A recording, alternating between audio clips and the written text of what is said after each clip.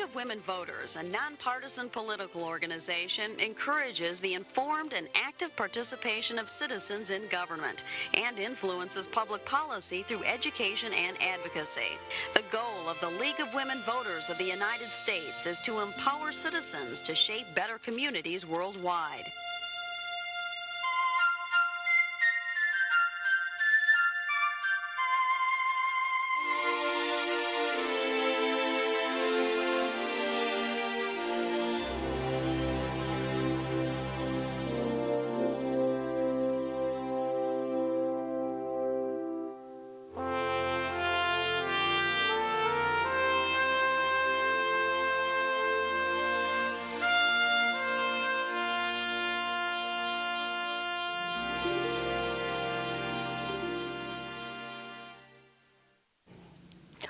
Welcome to tonight's Candidate Forum, brought to you by the League of Women Voters of the Midland Area and Midland Community Television, or MCTV.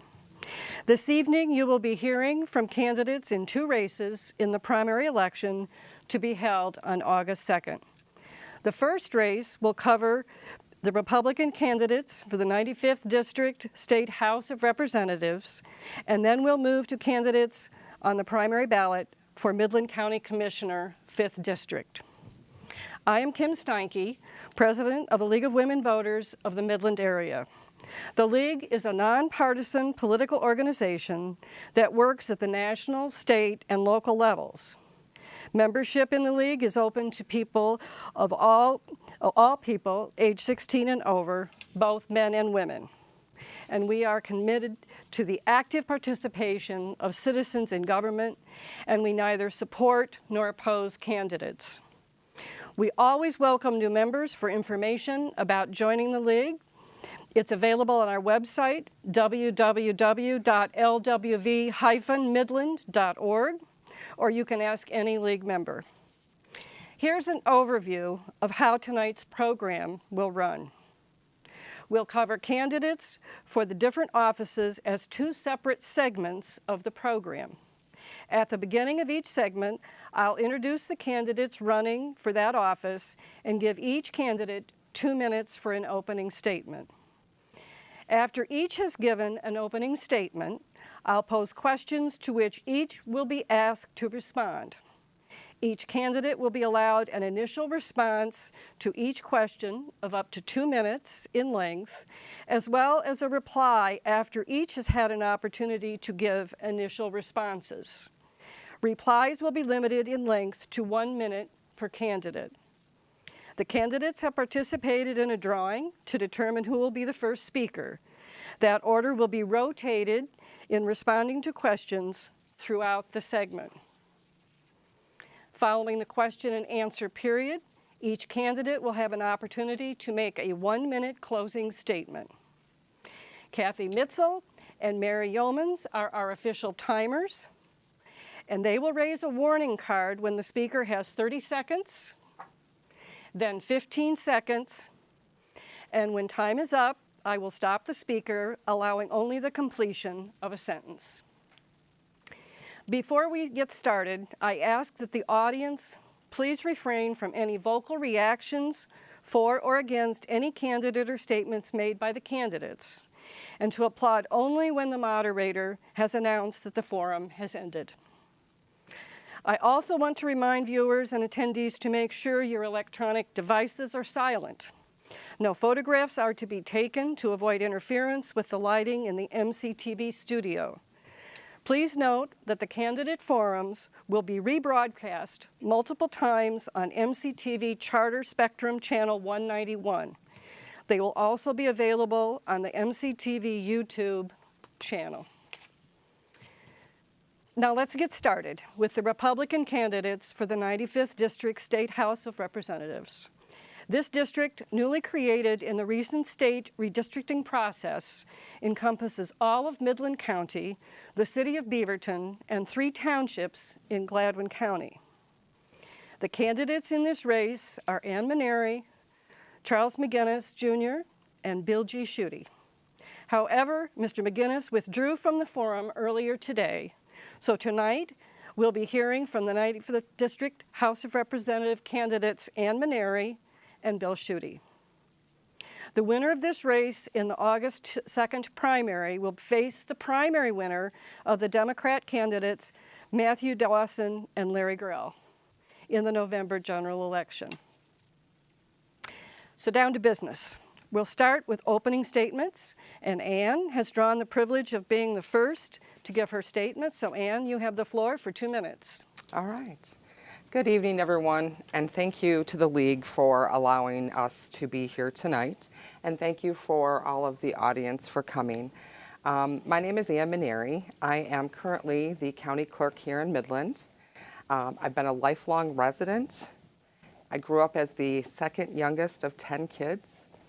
Growing up in a large blended family was not easy. There were struggles along the way, mostly for my parents, but at the end of the day, even through those struggles, my parents made it work. So those of us who are still on this earth, we are hardworking, driven individuals. We are all very successful, whether we work for a company, the government, or our own businesses. My husband and I have raised 3 children here in Midland. They have provided us with 3 maybe somewhat spoiled grandchildren. And I have been working in the clerk's office my entire career, which has been 32 wonderful years. I've served as the county clerk for the last 14. I was elected to the position in 2008, and in February of 2021, I announced my candidacy for this race. I'm choosing to use my experience and leadership skills to continue to give back to our great community. I believe that I am the best choice for the following reasons. I have the experience and leadership this community deserves. I am not a career politician. My job has always been to serve each and every person who needs services in Midland County. I do serve on the Association of Midland County, the County Clerks Committee legislatively, and so I think with that experience, I am best able to serve the community, and I look forward to having your vote August 2nd. Thank you. Okay, Bill, you're next. Thank you, and I want to thank the League of Women Voters, MCTV, and the library for hosting us this evening. My name is Bill G. Schuette, and I'm running as a Republican to be your next state representative.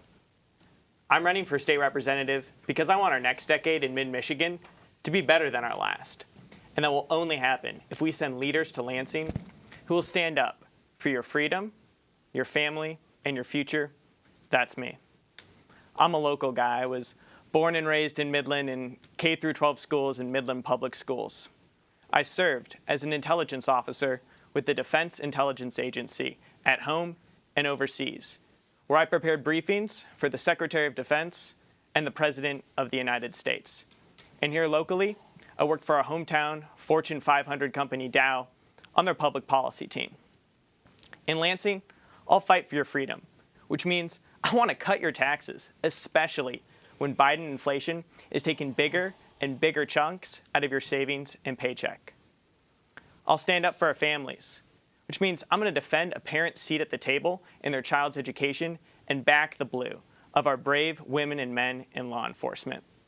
And I'm laser focused on this community's future, which means we need to bring back the lakes and rebuild the dams and build flood reduction infrastructure. So yes, I'm 26 years old, but I view that as an asset. We need more young and energetic people involved in public service. And when you look at the weak and frail leadership that we have in Washington and Lansing, we need a new, fresh approach. And I'm prepared for this responsibility. I've briefed generals at home and overseas. I can stand up for you in Lansing. I ask for your vote on August 2nd in the Republican primary.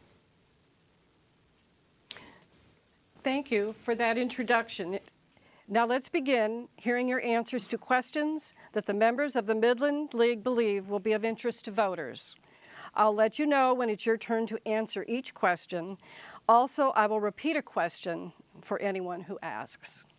So Bill, you're first up with the first question. In light of recent Supreme Court decision, what changes to gun laws in our state would you support or oppose?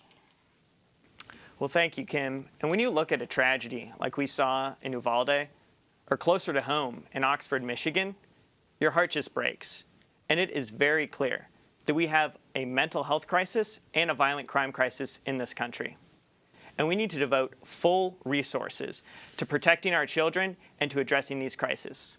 That's why I support increased funding for mental health treatment and greater capacity for mental health beds in our hospitals. And we need to take every step to secure our schools and protect our kids. We need to have school resource officers in every school and controlled points of entry and exit. But I'm opposed to any new gun control.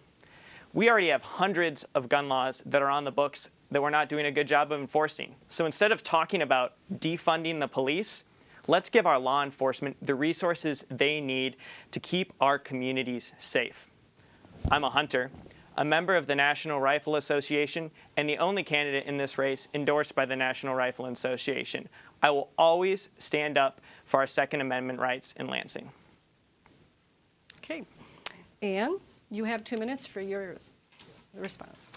So I'm in no way suggesting to remove anyone's Second Amendment rights. However, I do believe we do need to address some safety issues surrounding gun purchases.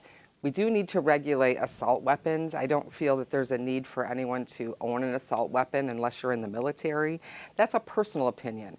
That's not a Republican opinion. It's my own personal opinion.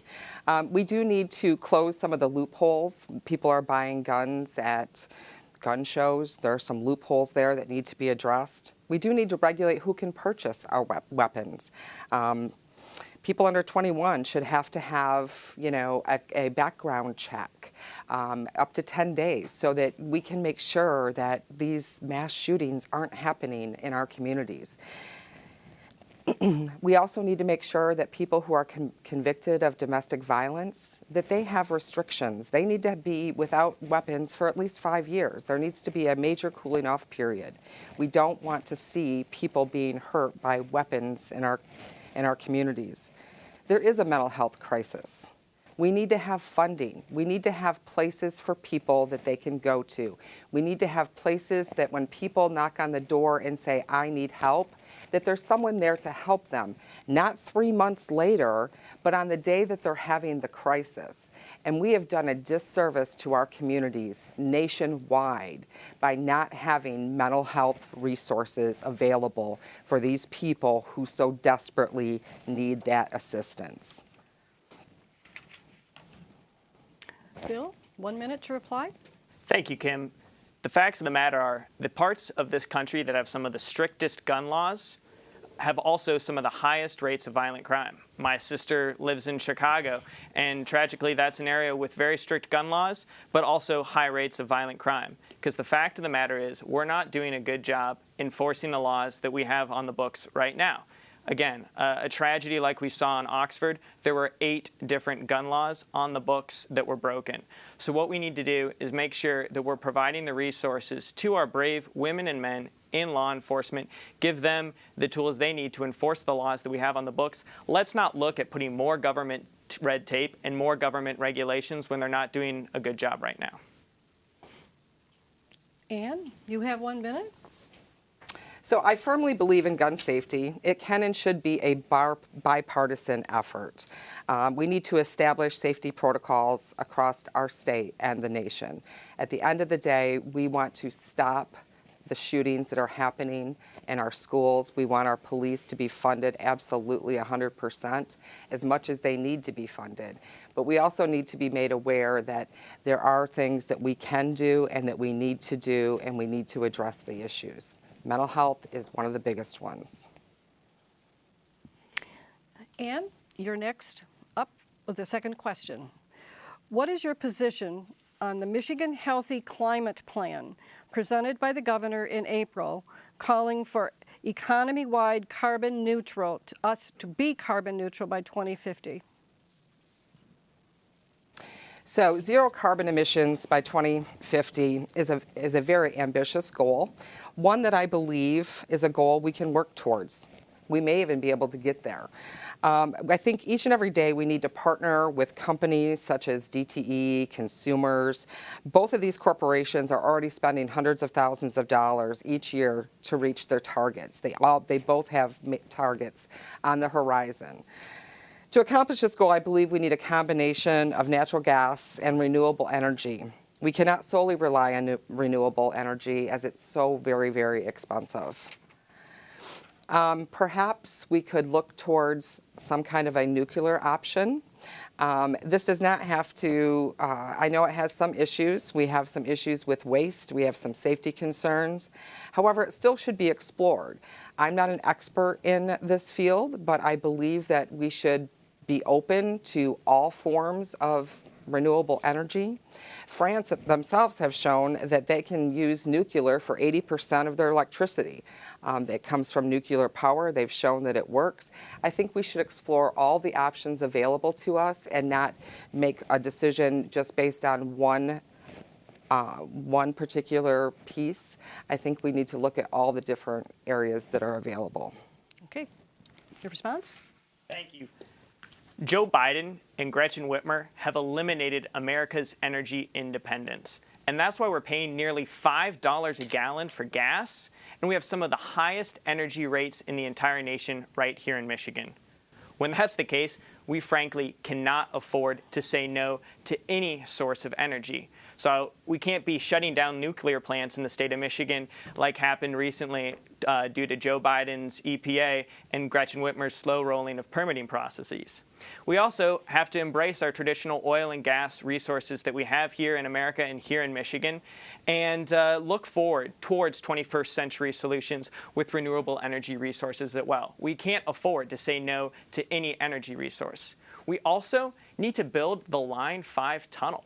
It's a solution that can protect our Great Lakes, create thousands of jobs, and ensure that Michiganders have the most affordable and reliable access to low-cost energy. Okay. Ann, 1 minute. I absolutely agree with Bill. We do need to build the tunnel for Line 5. That is a priority, and we should stop dragging our feet. We've been talking about this since 2018 or before, and we need to get it done. It's important, and we need to protect our water source, and I would be absolutely 100% in favor of that. Again, I'm not an expert on climate change, but I believe it does exist. We need to look for alternatives to our fossil fuels and for the future to protect our land and water. I would support legislation that addresses reducing our carbon footprint sooner rather than later. Bill, do you wish to reply? Yeah. I was knocking on doors up in Coleman last month, and it was a 90-degree day. And the woman whose door I knocked on, she said, "Bill, I'm paying $5 a gallon for gas, and at the same time, my energy rates are going through the roof just to try to keep my house cool." When this is the case, why are we saying no to certain energy sources? Why are we closing nuclear power plants in the state of Michigan and stymieing our domestic oil and natural gas operations? It doesn't make any sense. Joe Biden, Gretchen Whitmer have eliminated America's energy independence. Send me to Lansing, and I'll work to restore it here in the state of Michigan. Okay. You're next with the third question. What are your priorities regarding the two main areas around infrastructure? First, upkeep of old systems such as water, sewers, and roads. And the second area, expansion of new infrastructure such as broadband and cell phones. Thank you, Kim. So we have a record budget in the state of Michigan, more than $70 billion. And along with that, we have a record budget surplus. So now is the time to invest in repairing and rebuilding our roads. It's an important aspect for our entire economy. But moving beyond just repairing and rebuilding, we need to look to build new 21st century infrastructure. Here locally, that looks like the new dams that we need to build to restore our lakes. These are great new operations that we're going to see funding from nearly more than $200 million right here in the mid-Michigan area. Those are dams that we need to last for the next 500 years. But we also need to build flood reduction infrastructure so that every time it rains, we're not worried about our basements flooding in. And I'm glad you brought up broadband, because I was talking with a farmer in Beaverton, and he has a farm that's been in his family for generations, more than 100 years. And he told me that this is my family farm, but without broadband, which is a necessary utility in the 21st century, he's not going to be able to run his farm. He's not going to be able to keep it in business. So we need to make sure that we're empowering our private sector, fully unleashing it so we can fully deploy broadband to our rural communities. That's a necessary utility in the 21st century. Okay. Anne, you have 2 minutes. So Michigan needs to remain competitive in modern global economy. We need to be able to attract and keep employees who are seeking well-paying jobs. Our roads and bridges need repaired, and they need to be repaired sooner rather than later. We keep hearing, fix the damn roads. Well, we need to do that. They need to get fixed. This is not a question of a want, it's a need. Our roads are a priority. People travel on them for work. They also travel on them for pleasure, tourism. Our great state, people love to come visit Michigan because we are an awesome place to be. So we need to get this done. It needs to be done soon. Midland County Controller Bridget Granston has made the expansion of the infrastructure for broadband a priority. She actually went out and she went after ARPA funds and convinced all the township clerks and supervisors in Midland County to request their ARPA funds so that they would be able to go out and they would be able to build a broadband network so that they could have their kids being able to use their computers at home and talking to their teachers so that the small businessman could be communicating with his customers. It is an important part of everyday life that people are connected.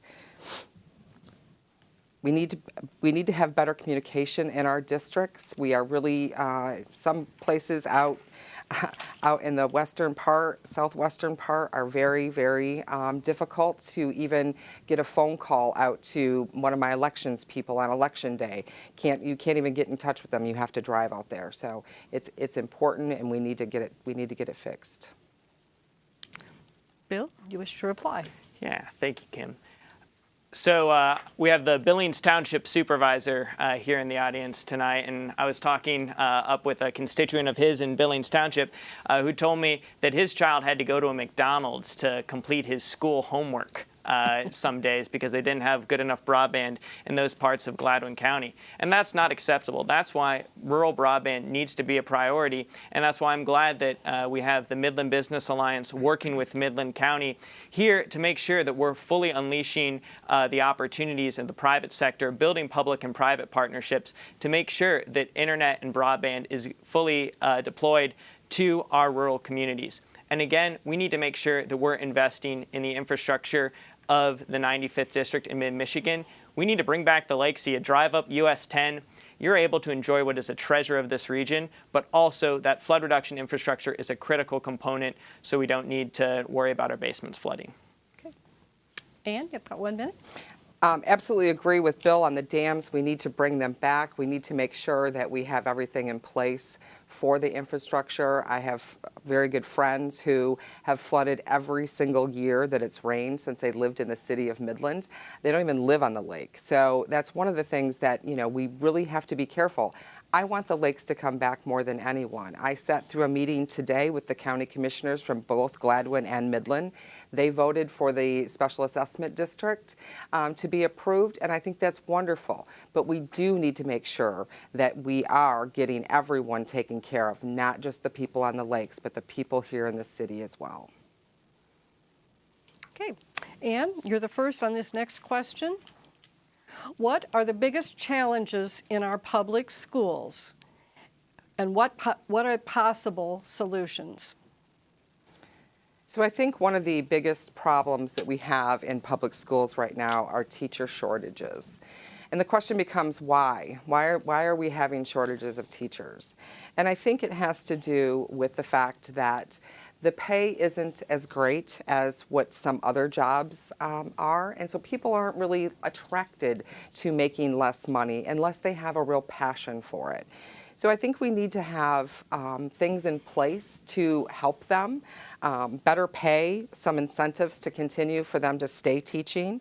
We need good teachers who have a passion for what they do. perhaps with partnering with local corporations to assist in some financing of some affordable housing for teachers and their families. That might be a way to give back to the teachers, to keep them doing what they love to do, keep them teaching our children. I think that the next thing would be some inequity in the funding. Some of the districts have issues with funding. We're very fortunate here in Midland and in our community. We have the ability to fund our schools. We have special millages that we use, but there are other places around the state that aren't so fortunate. So we need to make sure that all the money from Proposal A is actually going to the children and actually going to the school districts. I think that's an important thing to remember, and not going for other services. I would support a move. I would not support any move to shut down our schools. Again, this only increased the problems with the students and their learning abilities. I think schools of choice allows for innovation and for change, which is needed for our children to become the best people they can be. Okay, Bill, your turn. I'm a proud product of Midland Public Schools, from Carpenter Elementary School to Dow High.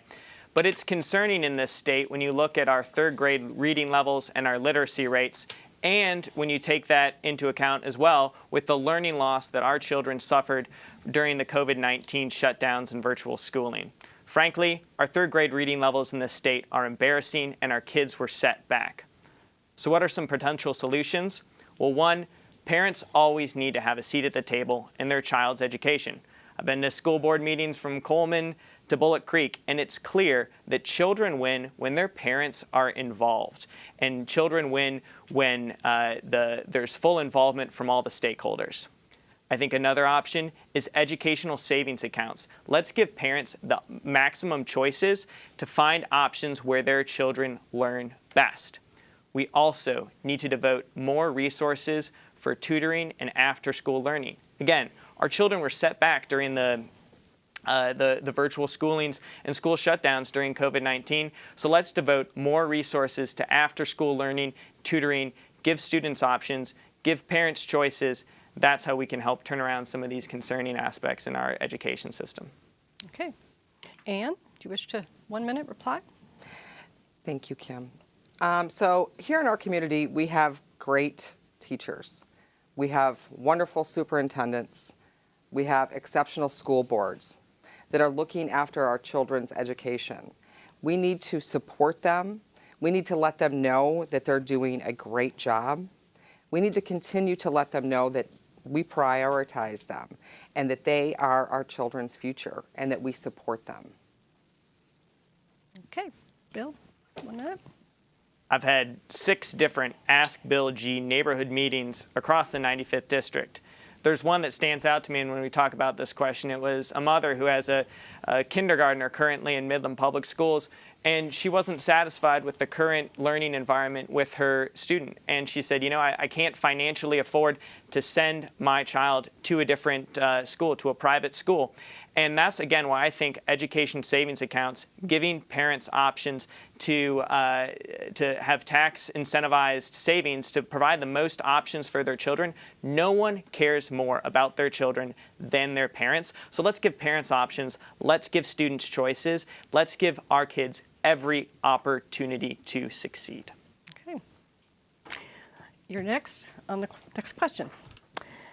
What is your opinion of the level and type of aid currently supplied by the state to address poverty in your district? Well, times are tough for many all across the 95th District. Knocked on nearly 6,000 doors with my team in the 95th District, and I hear daily from residents about how the price of gas is skyrocketing, same with the price of groceries. That's making it tough to make ends meet. When that's the case, and when Biden inflation is taking bigger chunks out of savings and paychecks, I want to give every Michigander a pay raise. We can accomplish that by cutting your taxes, put more of your money back in your wallet. But the best poverty reduction strategy is to create more good-paying jobs. We do that by empowering our job creators, cutting red tape, but it's also about job skill training programs to connect workers with opportunities.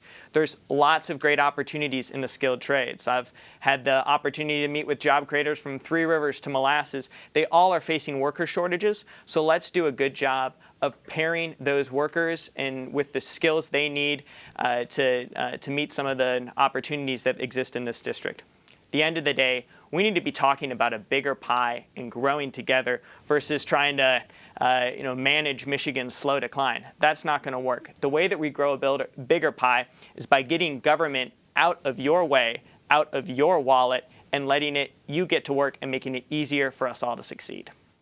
Okay. Ann, you're next. So the whole concept of aid should be there to help people get back on their feet and stay there, not for them to spend their entire lives receiving assistance. So you have to figure out a way to do that. And a way to do that is, as Bill suggested, is provide jobs. But not just a $10 an hour job. You have to provide people with skills to be able to get those jobs that will sustain them through their entire career, so that they can have a pension and that they can raise their families. That's the whole idea behind getting them off the program, is to make sure that they have the ability and the job skills necessary. So skilled trades, that's a great plan, to have skilled trades brought back into our schools so that kids can actually learn a career, have a career center. Bay County has a great career center. That's something that Midland should kind of maybe look towards, is getting a career center here. I think it would be very beneficial, because you're right, people are having a hard time finding employees to work. And so if you give them the opportunity and you give them the ability to make a good living wage, they'll stay in our community and they'll make our communities grow stronger. We could also look at something that we could partner again with local companies to, again, provide affordable housing. We need to address that issue. We need to have people who live in our community be able to afford to live here at the end of the day. Want to reply?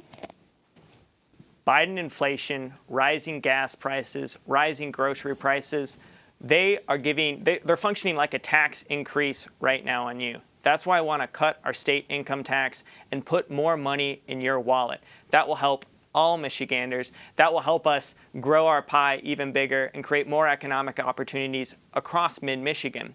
We also need to work on fixing the labor shortage. Short-term solution for that is more job training opportunities here. We have the Greater Michigan Construction Academy. I was talking to Great Lakes Bay Construction last week. They were telling me how they cannot get enough people through that program and into their business. That's a great type of program of the public or the private sector getting involved and helping to create these solutions. Let's empower those types of solutions, and then let's grow as a state. We won't be talking about a labor shortage when more and more people are moving to Michigan, and that only will happen if this is a more dynamic state to start your family, build your business, and live your life. Ann? Absolutely. Again, I'm going back to we need to create better paying jobs. We need to have those jobs available so that people can live in our communities, can raise their children, and they want to stay in Michigan instead of as soon as they graduate from college, they leave. We don't want to have that happening to this great state. We want to keep it, as it has always been, a great place to live. So we need to really work on creating those jobs for those folks. Okay. You're first, Ann, on the next question. How would you balance concerns for your district versus those that affect the state on a wider basis? So when I started my career as the county clerk back in 2008, one of the promises I made to the people of Midland County was that I would always listen to every single person that I represented. And I do that because I think it's important that everyone has a voice. It doesn't matter to me if the person is coming in for a birth certificate or if they're going through a divorce. It's important that they are heard. And I think at the end of the day, you have to listen to all the people you represent. This isn't about you, it's about your community. So you have to make sure that when you take on a responsibility such as being a state rep, that you're willing and open to listen. You might not always agree with the people who are making the suggestions, but you need to be open and listen. And I think at the end of the day, you're the voice in Lansing. You are your constituents' voice. And every other legislator that's sitting next to you, they have people back home in their communities, and they're their voice. And so at the end of the day, as long as we are all going to Lansing and we are listening to what our constituents want, it's going to be in the best interest of the state as well as being in the best interest of your community. Okay, Bill, your answer? Well, my first obligation as your state representative will be to you and to the residents of the 95th District. That's why I've gone with my team and knocked on nearly 6,000 doors right here in mid-Michigan. And we've hosted 6 Ask Bill G neighborhood meet and greets throughout the 95th District and throughout mid-Michigan. I've attended more than 18 township and school board meetings because I care about what's on your mind and I'm listening to you. I'm always going to go the extra mile, work with you, work for you to help move mid-Michigan forward. But this also has to be a team effort. We have to work collaboratively, and I will be proud in the state to represent you in Lansing to help create solutions, because when Michigan's growing, when we have sound policies that are across our entire state, that's good for everybody. So that is the type of environment, that's the type of that we need to create in the state, and that's the type of leader I'll be for you in Lansing. Okay. Ann, would you like a 1-minute reply? Thanks, Kim. I can't agree more. We need to make sure that as the representative that you're making sure that you're hearing the voices of all people.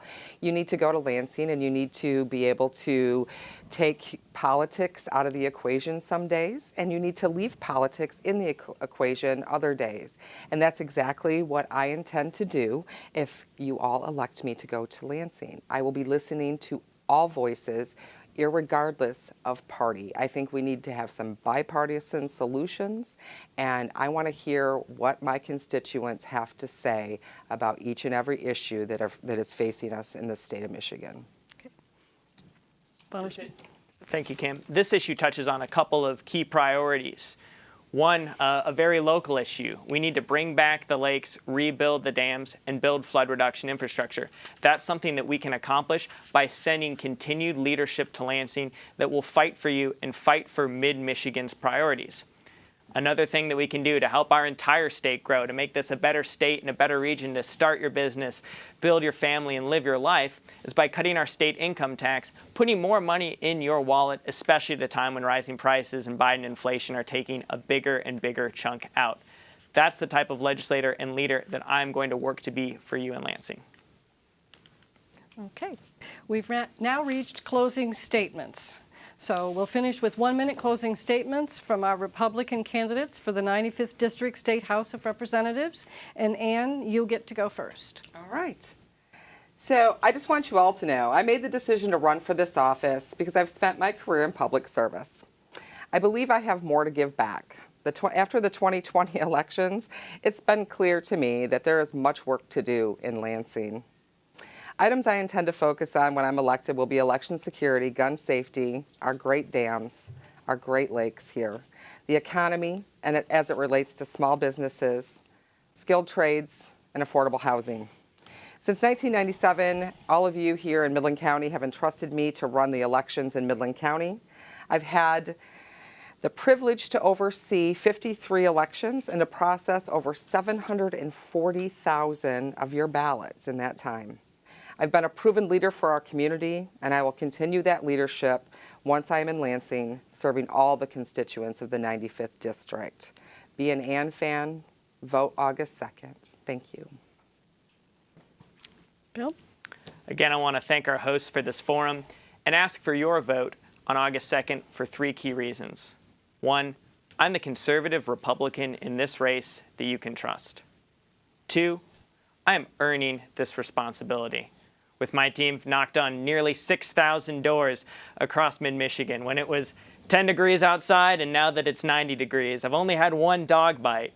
I've had 6 different Ask Bill G's across the 95th District. I'm doing the work, I'm listening to you, and will always go the extra mile for you in Lansing. And I'm prepared for this responsibility. During my service as an intelligence officer with the Defense Intelligence Agency, I was entrusted with America's highly classified secrets. You can trust me to fight for you in Lansing. And I have briefed generals. At home and overseas, I can debate the Democrats in Lansing. Thank you, and I ask you to vote for Bill G. Schuette in the Republican primary on August 2nd. Okay. Well, voters, that's it. These Republican primary candidates for the 95th District State House of Representatives have given you a few of their views. We hope something said here tonight will help you in your voting decisions. In a few minutes, we will hear from a Republican primary candidate for the Midland County Commissioners District 5. But first, there will be a presentation of a proposal that will be on the August ballot. So we'll be back in about 2 minutes.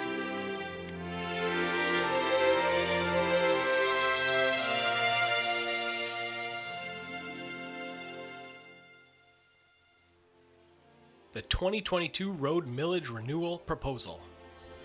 For the purpose of continuing funding for Midland County Road Commission programs that construct, maintain, repair, and improve highway, road, street, and bridge systems within the County of Midland, including the cities of Midland and Coleman, and the village of Sanford, shall the County of Midland renew the previously approved increase in the limitation of total amount of general ad valorem taxes, which may be imposed for all purposes upon all taxable real and personal property in Midland County, as authorized by Article 9, Section 6 of the Michigan Constitution of 1963, as amended, which last resulted in a levy of 1 mill, and continued to levy up to 1 mill. Of taxable valuation on such property as finally equalized during the years of 2023 through 2026, both inclusive, which if approved and levied in its entirety is estimated to raise $3,691,700 in the first year.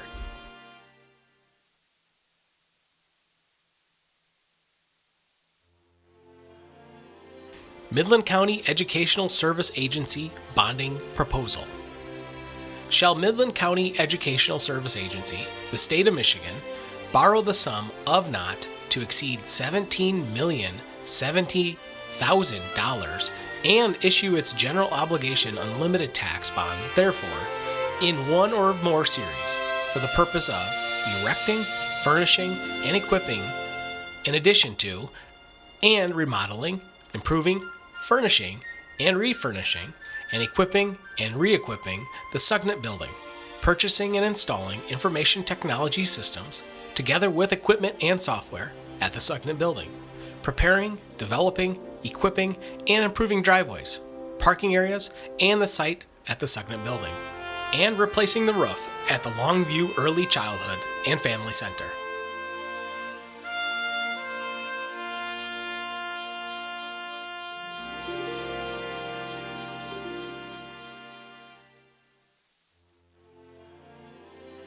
Midland County Emergency Medical Services Millage Renewal Proposal. For the purpose of continuing to provide funding for emergency medical services and transportation, shall the County of Midland renew the previously approved increase in the limitation of total amount of general ad valorem taxes, which may be imposed for all purposes upon all taxable real and personal property in Midland County, as authorized by Article 9, Section 6 of the Michigan Constitution of 1963, as amended, for levy up to 0.65 mil of taxable valuation on such property as finally equalized during the years of 2023 through 2026, both inclusive, which if approved and levied in its entirety is estimated to raise $2,421,605 in the first year.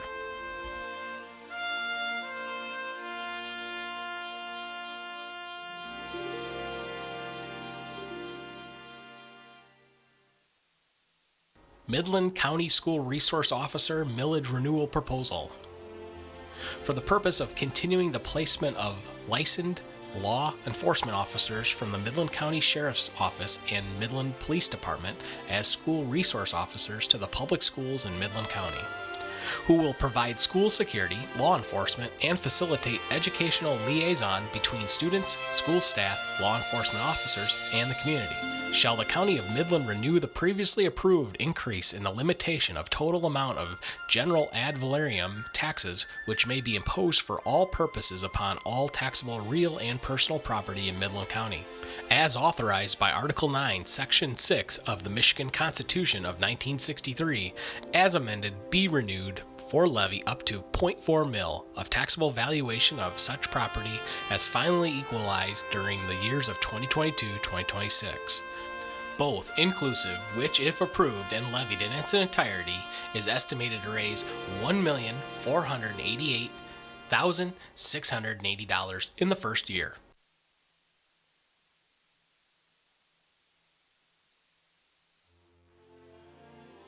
Services to Older Citizens Renewal Millage Proposal. For the purpose of continuing to provide services to older citizens in Midland County through the Council on Aging, shall the County of Midland renew the previously approved increase in the limitation of the total amount of general ad valorem taxes, which may be imposed for all purposes upon all taxable real and personal property in Midland County, as authorized by Article 9, Section 6 of the Michigan Constitution of 1963, as amended, for levy up to 0.9 mil of taxable valuation on such property as finally equalized during the years of 2022 through 2026, both inclusive, which if approved and levied in its entirety is estimated to raise $3,350,530 in the first year.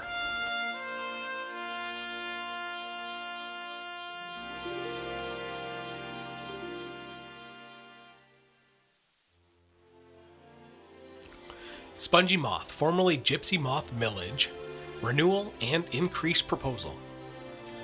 For the purpose of continuing funding to monitor and control the spongy moth cause defoliation by aerial spraying of BT or other natural products, shall the previously approved increase in the limitation of the total amount of general ad valorem taxes which may be imposed for all purposes upon all taxable real and personal property in Midland County, as authorized by Article 9, Section 6 of the Michigan Constitution of 1963, as amended, be renewed and increased for a levy up to 0.4 mil of taxable valuation as finally equalized for levy in the years of 2023 through 2026, both inclusive, which if approved and levied in its entirety is estimated to raise $1,488,680 in the first year.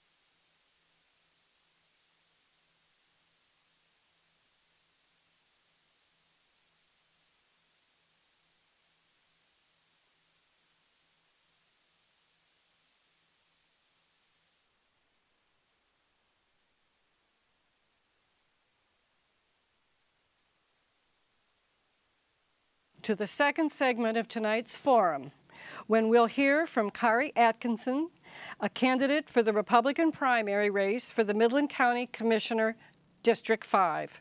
Her opponent, Jim Geisler, had to withdraw from the forum at the last minute. Timing rules for the forum will be in effect. Our timer will raise a warning card when the speaker has 30 seconds and then 15 seconds left. When time is up, I will stop the speaker, allowing only the completion of a sentence. So let's begin. Kari, you have the floor for 2 minutes for your opening remarks. Well, thank you, Kim. It was nice meeting you. Nice meeting our timekeepers as well. I am actually very appreciative of this group. I didn't even know you existed until Sue contacted me. And so my name is Kari Atkinson. I have been a Midland resident for over 20 years. I attended Northwood University, where I graduated with a triple bachelor's in banking and finance, accounting, management, with minors in economics, marketing, and math. I started out working at Wolverine Bank as a human resource assistant, and then I moved to commercial lending, where I did credit analysis and became a senior credit analyst. Then I moved to briefly for 1 year away to Lansing, where I worked in retail management at Menards. Then I moved back to be in Midland because I really did enjoy Midland, and was with Chemical Bank as a internal auditor specializing in bank secrecy, anti-money laundering, and business loans. I am a single mom of a 13-year-old who definitely has kept me busy. I am also a small business owner, so for almost 13 and a half years I have been a small business owner, and I own a Touch of Health Therapies in Midland. I have gotten to see both sides of the school system. My daughter was in Bullet Creek, and starting with 6th grade, she did move to Calvary Baptist. I came to Northwood from the Upper Peninsula, and I wanted a small town feel, and Midland has maintained that small town feel, and I'm ready just to give back to the community as the, oh my goodness, County Commissioner for District 5. All right. Well, thank you for Thank the you. introductory information. Now let's begin hearing your answers to questions that the members of the Midland League believe will be of interest to voters. I will repeat questions if requested. Okay. And again, you'll have 2 minutes for this first question. Okay. Actually, 3. This is a 2-part question. Okay. What do you consider the chief priorities of county government? And what do you consider to be the top priorities facing the commissioners in the coming term? Ooh. So, can you repeat them again? Can you repeat the first one again? Pardon? Can you repeat the first question Yes. again? Thank you. What do you consider the chief priorities of county government? Okay. And what do you consider to be the top priorities facing the commissioners in the coming term? Well, the chief priority of the county commissioners is upholding the Constitution and listening to their constituents, which from 2020, that was my eye-opening experience of how much power our county commissioners really do have and where some of it faltered being a small business owner, because we were told to shut down and we kind of just felt lost, just like everyone else. So, and it didn't feel like our voices were heard. It just fell on deaf ears. And the second question? Yeah. What do you consider the top priorities facing the commissioners this term? The top priorities, that one's been an interesting one because I keep getting different answers from different constituents within the district, because some of the answers have been more on the state level, not necessarily the county level. But I do understand that within our district, people have been worrying about flood control, not being forced to have, what's the word I want? Measures put on their properties, which would increase their property taxes. School systems have been definitely an issue, and just having our voices heard. Okay. The next question, regarding the county health department, what changes, if any, would you make in the event of a future health emergency? I guess it would be define health emergency. Because natural health has been a big part of my life, and 2020 definitely made me take a step back on life and look back on what is going on, what is the big picture.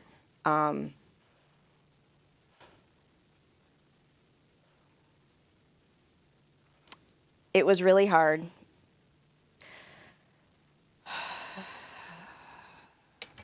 That is something that is very touchy for me, because we were forced to wear masks. Masks was something that I can't do being an asthmatic. And I also discovered what anxiety was like. So being told I had to leave a store because I can't wear a mask was kind of heartbreaking. Because not everybody can, and everybody has different reasons why they can't comply. It's not that the fact that they don't want to comply, it's the fact they do have health issues. And also, I was sexually assaulted. So wearing a mask felt like I had a hand over my face. And it was very difficult.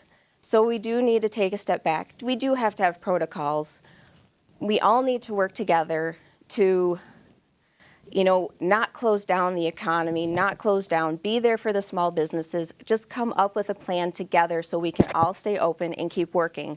Because we had all these people that had to go, they stopped working, and we're now having this crisis of not having enough workers. So we all just need to come together, but also realize where everybody's limitations can be, and that we may not be able to fully participate, like if there was a mask mandate. Okay. Next question. Do you support renewal of the various levies on the ballot to cover the costs of the following services? Okay. Please explain your answers for any for which you would decline support. Okay. The first one is spraying for the spongy moth suppression program. I do support that. There is, and people should have the right, if they don't want their property sprayed, they should be allowed to withdraw. They are detrimental to our trees, and it is a very costly removal when a tree is killed by the spongy moths. The second one, countrywide emergency medical services, EMS. I said county, not country. Right. That is very important. Our health services, they are there for support transport when we need them. I've been transported twice in EMS, but more so from the City of Midland perspective. I had a home birth that did not go as planned, and I ended up passing out, and they called 911. They were right there, and I even yelled at them and said I didn't want to pay the $500 fee to go, but they said it was covered, so I'm all good. And then I had a brief accident last year, and they were right there to support us when we need them. Okay. The next one, programs and services to seniors in Midland County. Our seniors, we should be there for our elderly because they've seen it, they've been there, they've done that. We really need to be there for them. Okay. And millage for school resource officers. Definitely should be renewed. Our students should feel safe in their environment because all of our environments right now have been rocked. They need a place that they can learn safely and securely. Okay. And the last one, road millage. I am for renewing the road millage if it is truly going for the roads. And if it is going more for the beautification and just landscaping, then it should be held off. Okay. The next question. What do you see as positive attributes of Midland County, and what do you see as challenges? The positive attributes of Midland County, it is such a great county. Most people have had such wonderful attitudes and opening arms and being there for one another, especially during the flood that happened in 2020. Our community just rallies around each other, and we're there to get it done. And I mean, I've had many people that have supported my business, which I'm completely grateful for, because it's without my clients, I really would not be here and able to raise my daughter. There is a lot that Midland offers between Whiting Forest, the library. I love the online hoopla, the ebooks. Just the options that are there for everyone. And some of the challenges, also kind of as a double-edged sword, is just being nice to one another and being there to respect one another. Even if you have differencing of opinions, you still need to respect one another. Okay. The next question.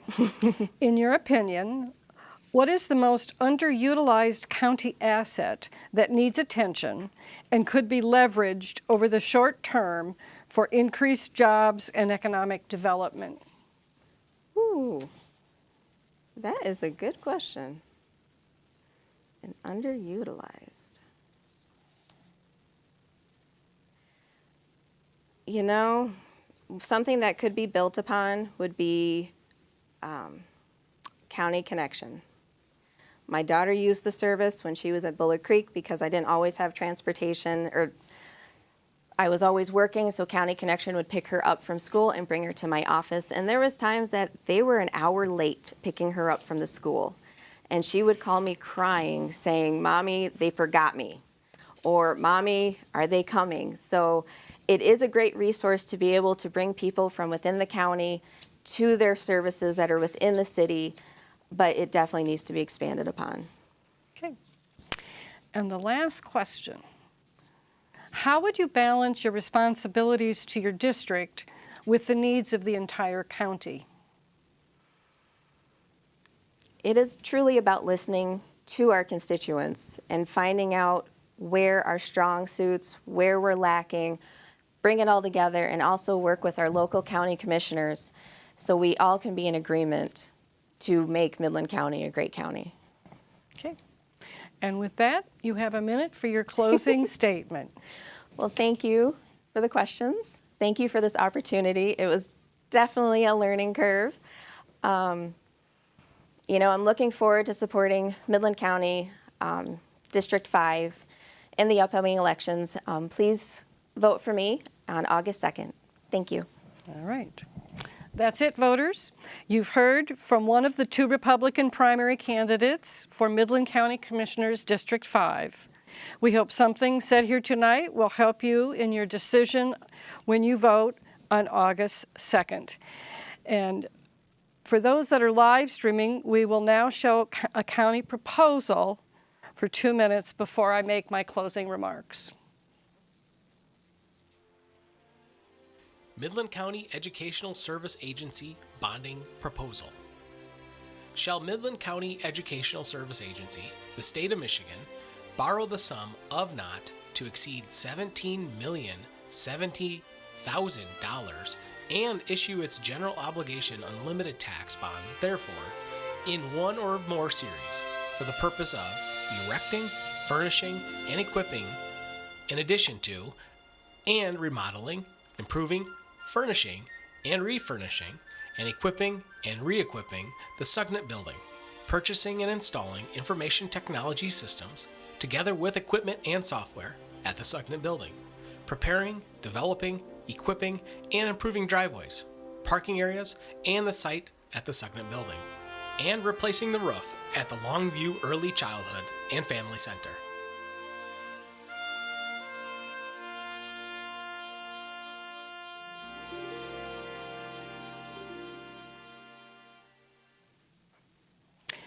I want to thank the candidates for participating in this forum. Even more important, a sincere thank you goes to the candidates for their willingness to serve as elected officials in these challenging times of governing. And to our listeners and viewers, thank you for your time and interest in watching this forum. Members of the League of Women Voters of the Midland Area sincerely hope that what you've seen and heard on this program tonight will help you with your voting decisions. We believe it is vital that citizens demonstrate informed and active participation in our government. So please, please be sure and vote. For more information on candidates, go into the vote411.org website, and polls will be open on Election Day, Tuesday, August 2nd from 7 a.m. to 8 p.m. If you are voting in person, be sure you know the location of your designated voting place and have your necessary ID with you. Absentee ballots are available for all registered voters in Michigan, and you can submit an application at clerk's offices in the city and throughout Midland County. They must be returned to your clerk's office before the close of the polls on Tuesday, August 2nd at 8 p.m. If you return your ballot by mail, use 2 stamps and mail it as early as possible. If you are a designated drop box user, be sure it is the clerk's office is for your clerk. If you have questions on absentee voting or any other aspect of the election process, please contact the appropriate clerk's office or go to michigan.gov/vote. Finally, I extend a very special thank you to the people who have made this program possible. To the staff of MCTV Network, Manager Matt Richardson, Production Director Matt Thomas, Multimedia Production Specialist Chris Ferguson, and Production Assistants Jim Malik, Chris Lonis, and Tom Knab. Lastly, I also want to thank the contributors from the League of Women Voters of the Midland Area, Sue McCollister, Tracy Brown, Judy McDowell, Sandra Houghton, Mary Yeomans, and Kathy Mitzel. Thank you.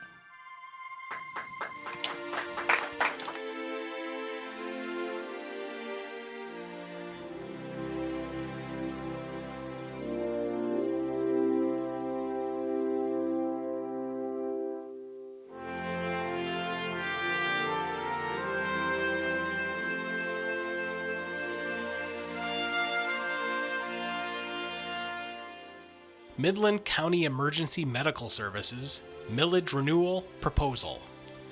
For the purpose of continuing to provide funding for emergency medical services and transportation, shall the County of Midland renew the previously approved increase in the limitation of total amount of general ad valorem taxes, which may be imposed for all purposes upon all taxable real and personal property in Midland County, as authorized by Article 9, Section 6 of the Michigan Constitution of 1963, as amended, for levy up to 0.65 mil of taxable valuation on such property as finally equalized during the years of 2023 through 2026, both inclusive, which, if approved and levied in its entirety, is estimated to raise $2,421,605 in the first year.